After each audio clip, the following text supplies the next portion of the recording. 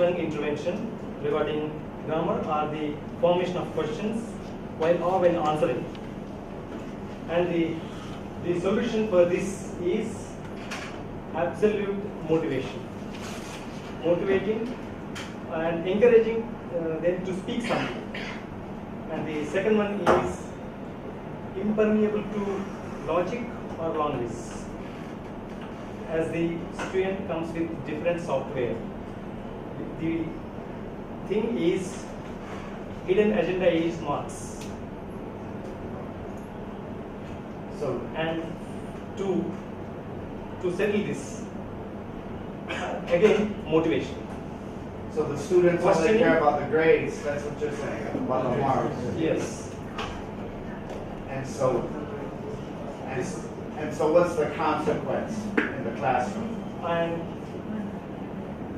they cannot be motivated and absolute passiveness. Oh, okay, unless there's a grade, unless there's a mark. Oh yes. And what we do is, we tend to question them. We tend to motivate them by questioning. And the next one is phobia. Phobia. Because most of them are first generation learners. Yes. To do this, what my colleague employs is, in the first class itself,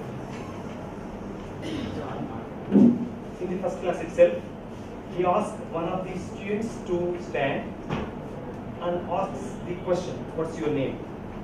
And he asked the same student to repeat the question to his friends. Oh, nice.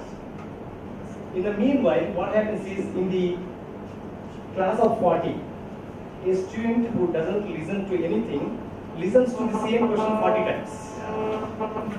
And listens to the same answer 40 times. And even in the next day, in the middle of the class, in the middle of the discussion, in the middle of the lesson, our lecturer suddenly stops and asks, what's your name?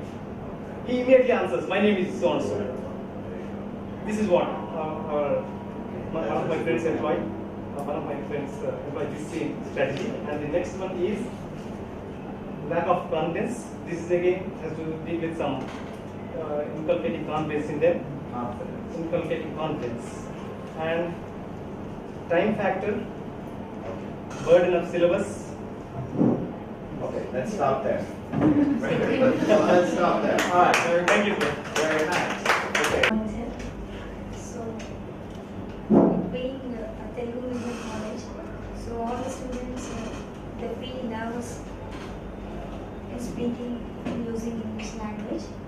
So, what a teacher has to do is, teacher should understand the psychology of the students and the behavior, maintaining an amicable relationship with the students. So like that, a teacher should encourage them. That's right. And also, some of the students, they feel it difficult to share their thoughts in English language. So sometimes students ask if they want to express in their mother tongue, Telugu. So teacher has to encourage them and maintain the communication. That's right. And also some of the students, they feel hesitate to participate in pair works, so like that. So in that situation also, a teacher has to identify those students, and a teacher should motivate them to participate in groups. That's right. I agree. What do you think? Yes? Yeah. Well, in other words, a little smile is a big tool. This is our biggest encouragement, right? Motivation. Very nice, thank you.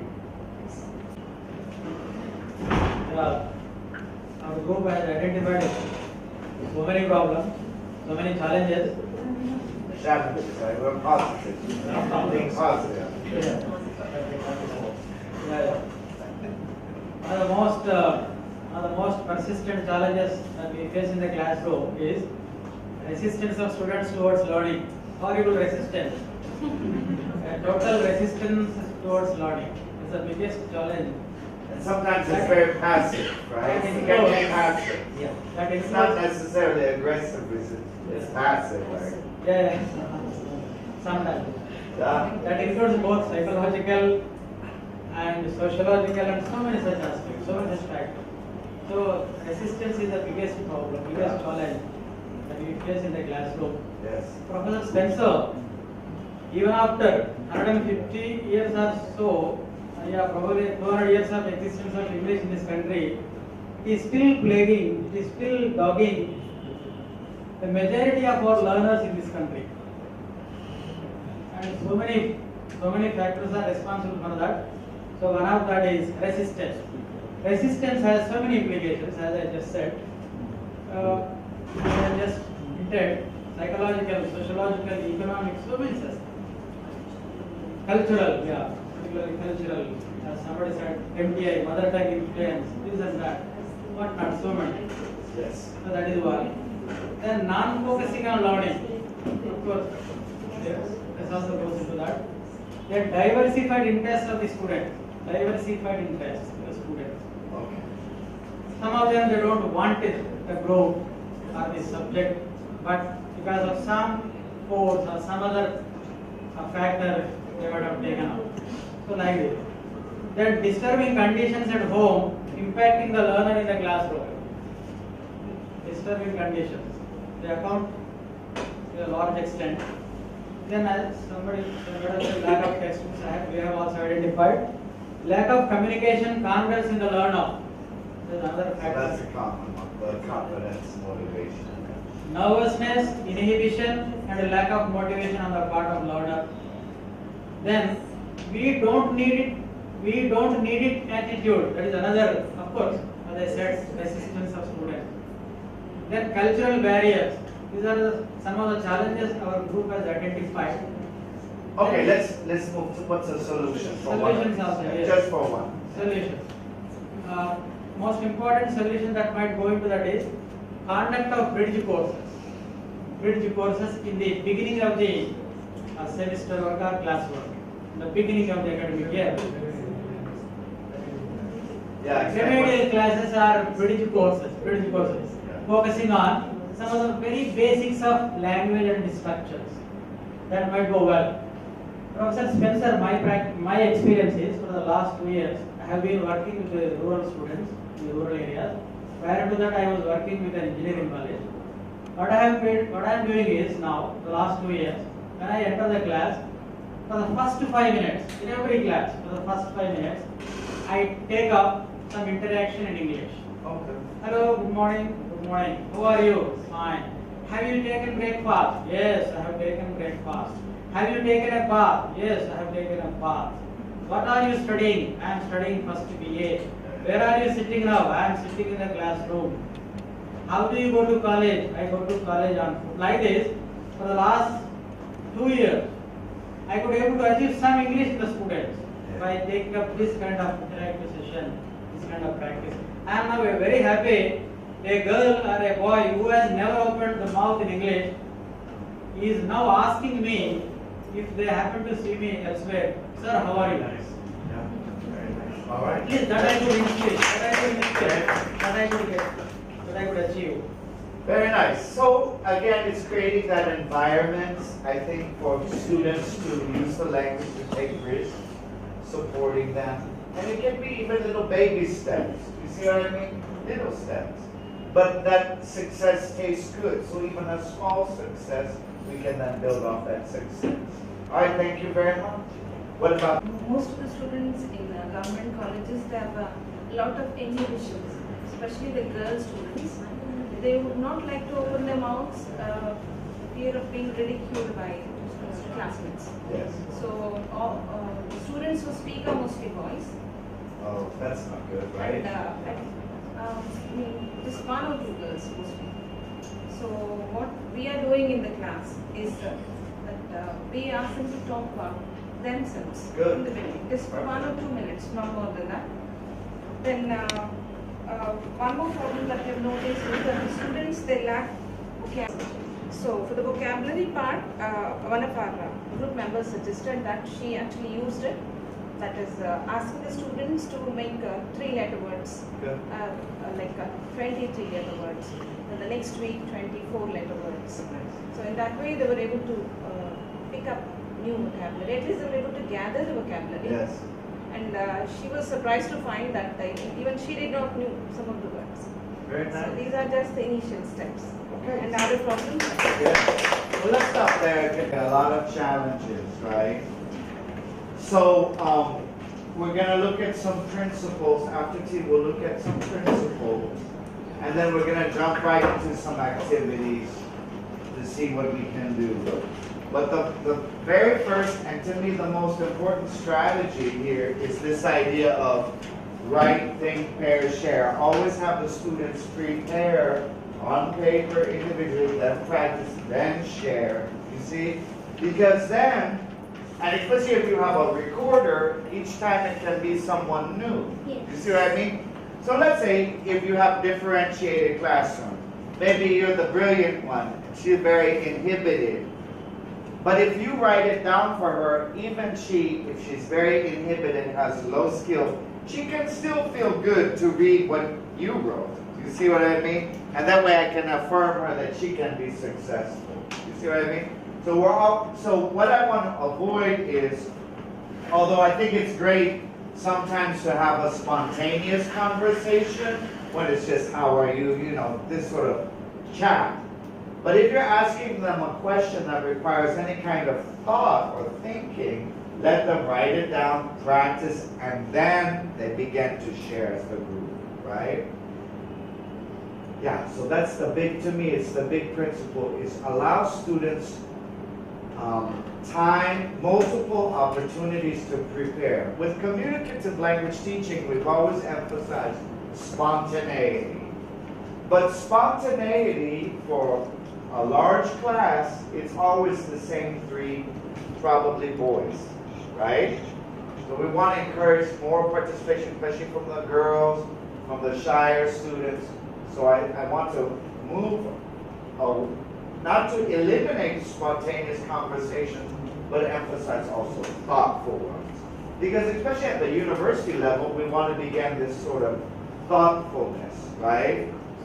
Because we're getting them ready for this academic communication. That requires more than just saying whatever you think. See what I mean? It's more considering and listening to your classmates, what are the different possibilities. All right, let's take a 15-minute break for tea, and then we'll come back. Yeah? 8 o'clock. Here's that principle I was telling you, to offer students multiple opportunities to prepare. This is very essential. Whenever you're going to ask a question, first develop a question that's open-ended, right? And challenging enough that they're going to have to think and discuss. And let them prepare for the discussion. Now, at 11 o'clock, you want to align the discussion. When you use discussion in the classroom, you want to make sure it's aligned with your curriculum. You have to keep in mind that exam that's coming up, and make sure that the discussion is feeding into their expectations and the expectations of the curriculum, right? So in other words, we just don't have a discussion for no reason. Somehow we're going to align it to the curricular goals. Now, 5, if you look at 12 o'clock, engage students in their lived experiences. And this goes to motivation, right? So for example, if I said, okay, let's have a discussion about the relationship between East Germany and West Germany during the communist regime. Well, you know, they have nothing to say, right? Because they don't have any of the content. But if I ask them to discuss, okay, what's friendship? How do you define a true friend? Everybody has a point of view about this. So we want to engage them in their lived experiences, things that they know. And because you're living in the rural areas, maybe you have a better idea of what are some of the big things that concern their lives, right? Okay.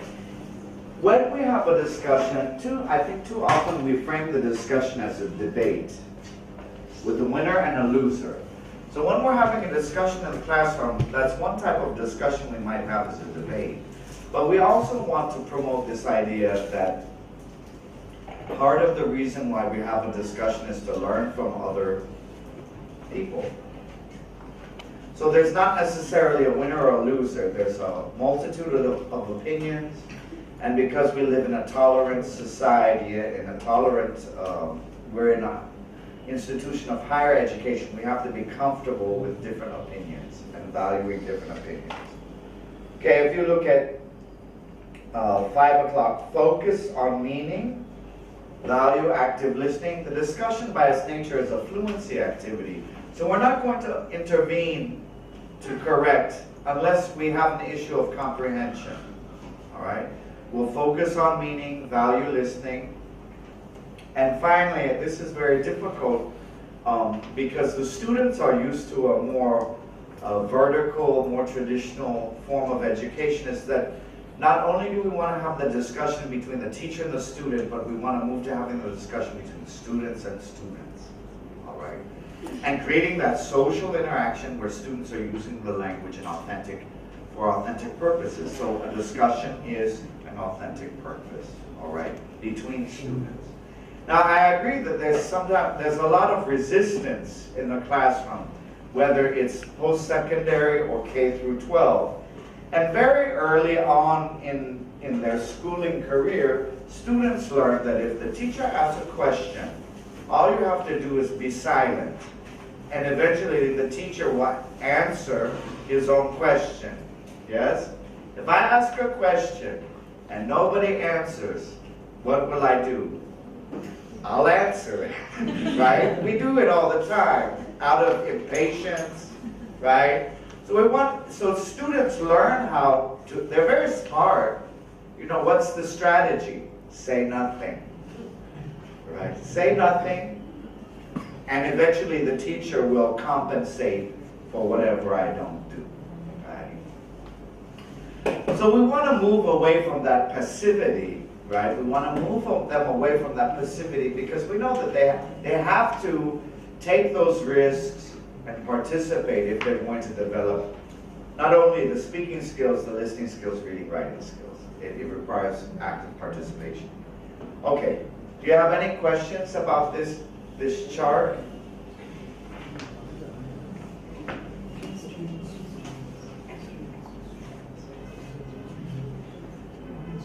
So these are just some principles, some guiding principles. Now what we're going to do today, and I think it'll take all day, is we're going to go through 4 different activities for discussion. All right? If you turn the page to page 6, the first activity is called a gallery walk. So is there a museum here in Hyderabad? Yes. Okay. So what is the museum? Okay, so when we go to a museum or a gallery, we usually go with our friends, right? And you walk up to an exhibit and you start to look at it and you have a response, an emotional response. Maybe you're curious, you start chatting with your friend about what you see, bless you, what you see, how you feel, what it makes you think of. So this is what the gallery walk is. So what we do is we take a series of text, and when I mean text, it can be a picture like this, right? Or you can have a word, right? Or you can have a quote, right? But all of the pictures should somehow be related. There should be a theme, okay? So what we'll do is we take the picture, and I like to laminate them. I put them on plastic so I can keep reusing them, right? If that's a possibility. You could also use realia. For example, it could be something like this. You see what I mean? This could be the object. It can be 3D. Or something from their daily lives, right? And you attach it to the poster, to the paper, like this, okay? And we could do 2 things. We can attach it to the wall around the room, Or if you have a large class, it's not very convenient. So we just give it to the group, right? Each table. So what you're gonna do is, with your group, we're gonna assign roles, okay? So, for example, in this group, you're going to be the coordinator, okay? You're the coordinator. You'll be the timer, okay? You're gonna keep time. You're gonna be the recorder, the writer. And because we have mixed ability, you're going to be the resource people. So you might have dictionaries, right? You're going to be, you're like the brilliant students who are translating for the others. You see, because we have mixed ability, right? So the timer is probably the weaker student, right? But we can switch roles each time. But the recorder needs to be the stronger student, okay? But all of you together are going to have a shared role, the thinkers. You're all the thinkers, right? But you're the coordinator thinker, and you're the timer thinker, right? You're the recorder thinker. So what you're going to do, each group, you're going to look at this picture for about 3 minutes and just talk about it. What do you see? What does it make you think of? How do you feel?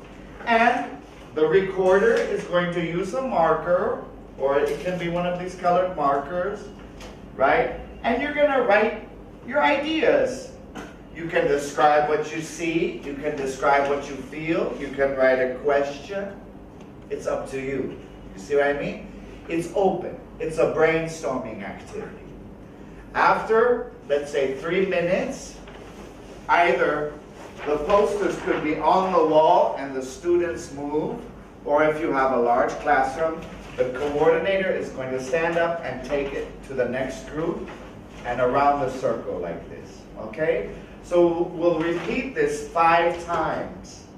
And this is phase 1. It's a brainstorming discussion on paper. Afterwards, we have phase 2, where the teacher is going to lead a discussion based on what you wrote, okay?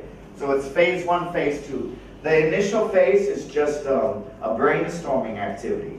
Now, I like to use this activity as a warm-up for a new unit of study or a text, as a wrap-up for a unit of study as a text. It can be a pre-writing activity. You see what I mean? But basically, it's breaking down those inhibitions and getting students thinking and reading the word, reading the world, interacting with text. See what I mean? And sharing ideas on paper. But in a group with mixed ability. You see what I mean?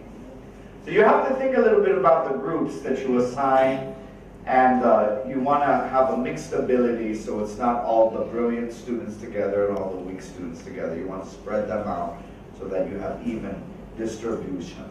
Okay? Do you have any questions about how we're going to do this? Now, what can you write? You can write whatever you want, whatever you think. You can ask a question.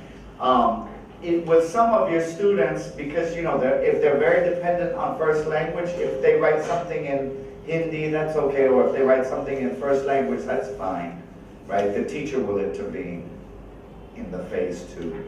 But the idea is for them to begin to, and then, when you trade, you're going to not only be responding to the text that you see, but also to what your classmates wrote.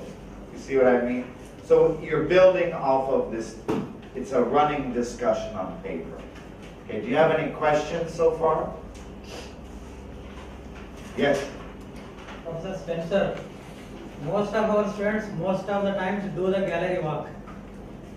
They do the gallery walk most of the times, but the problem is, in the gallery walk, they do only indulge in mere gossip. That is the biggest problem, that too in their mother vernacular. So that goes always with it.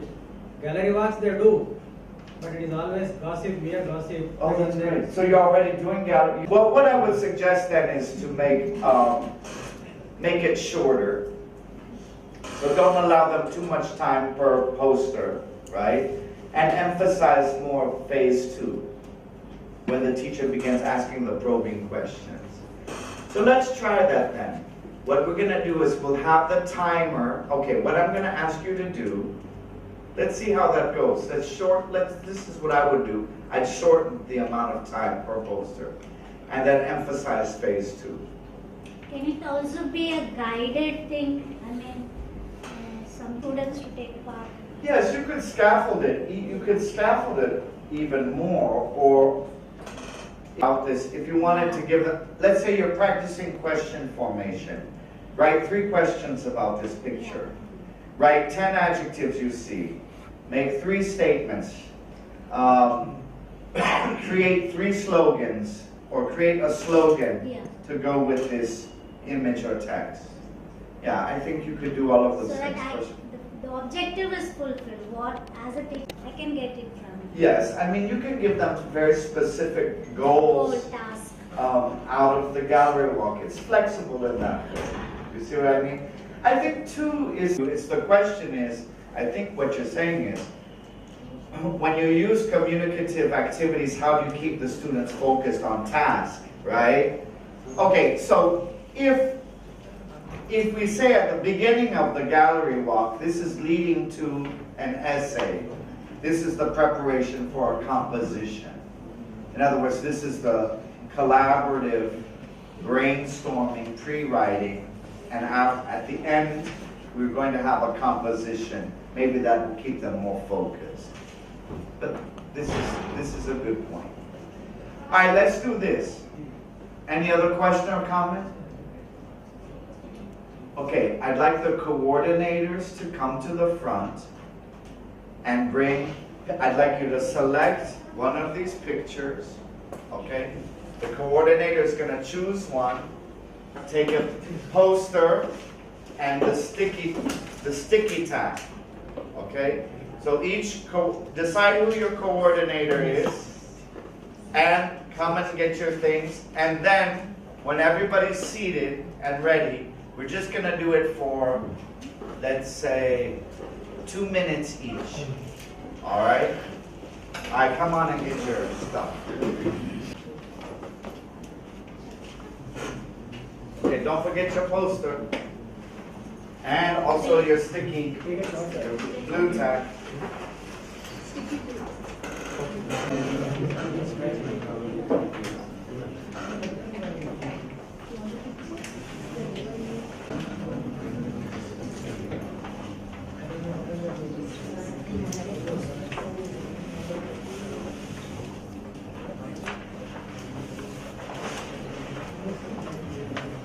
There's some more.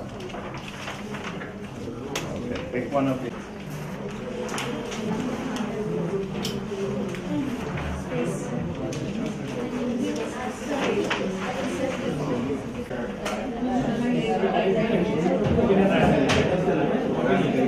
All right. But everybody gets to express their views and the writer's just going to record it. All right, have you identified a timer? Okay, get out your cell phone. How much time spent? Okay, we're going to just do 2 minutes to keep you focused. So, you have your time ready? You got your cell phone out? Okay. Are you? So 5, 4. Okay, when you see that, what do you think?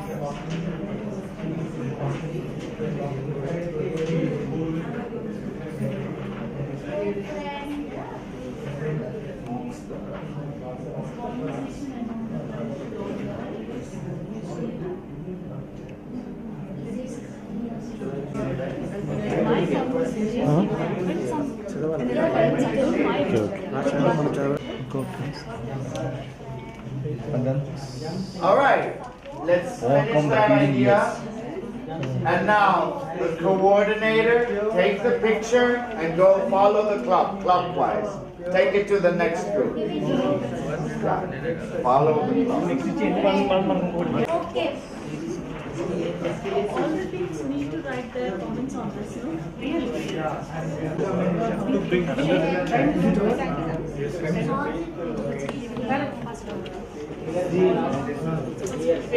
Okay, so go clockwise.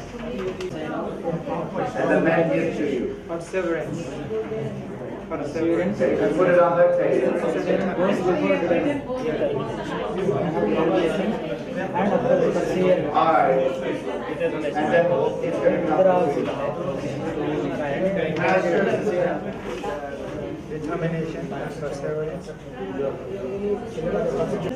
Okay, ladies, pass yours to the man.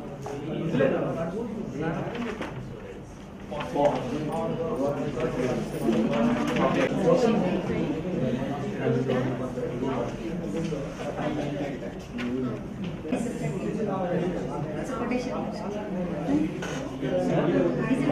Shall we add? And what you can do now is you can add, you keep adding to what their ideas and your own ideas. Time for it. So let's try 3 minutes.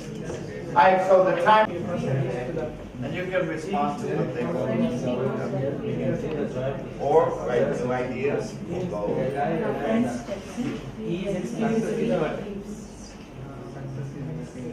How does it make you feel when you see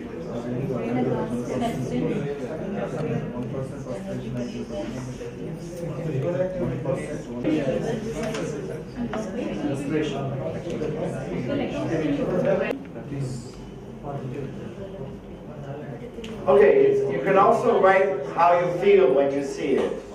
Or if you have a question, write the question. So it can be a description, a question, a feeling, all of these things.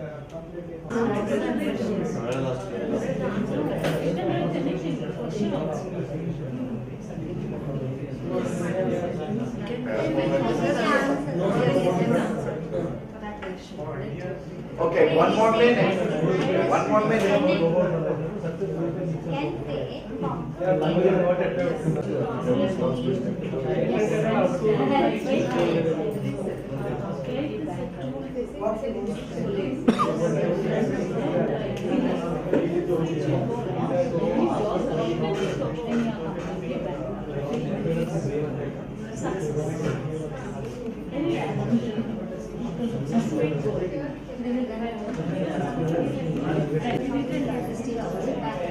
Continue the same direction. Follow the clockwise. So let's try again for 3 minutes and just continue building off of what other people wrote or something new. And then the second psychological assessment.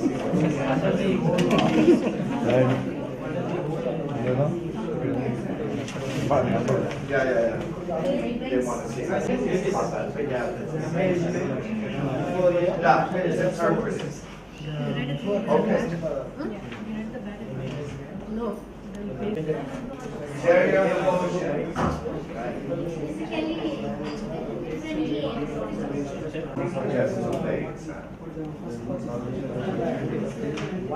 Because it's a marathon.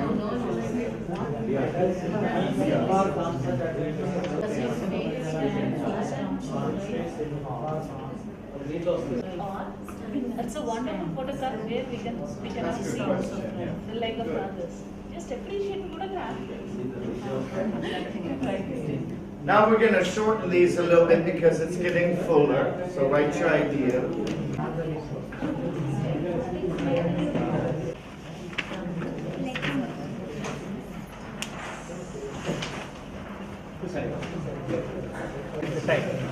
Two more minutes, do it. Are you ready? So 5, 4.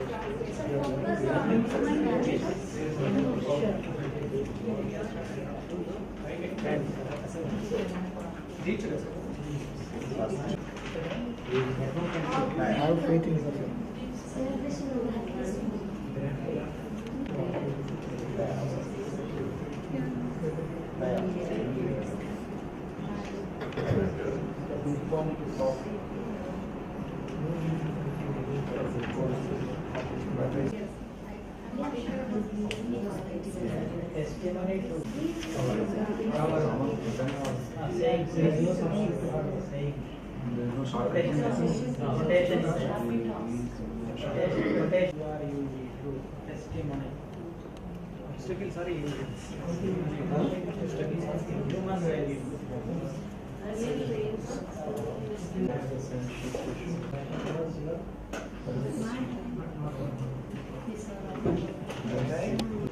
On yours. Stop. And pass yours to the next one.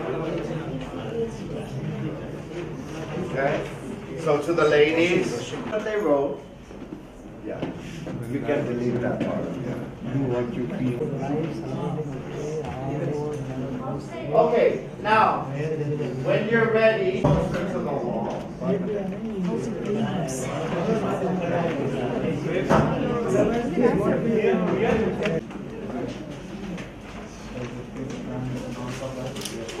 Let's put yours in the very front. One of them in the front on the whiteboard. Yeah. We can put one here. Actually, this one, let's put up here, the front. Yeah. It is going on.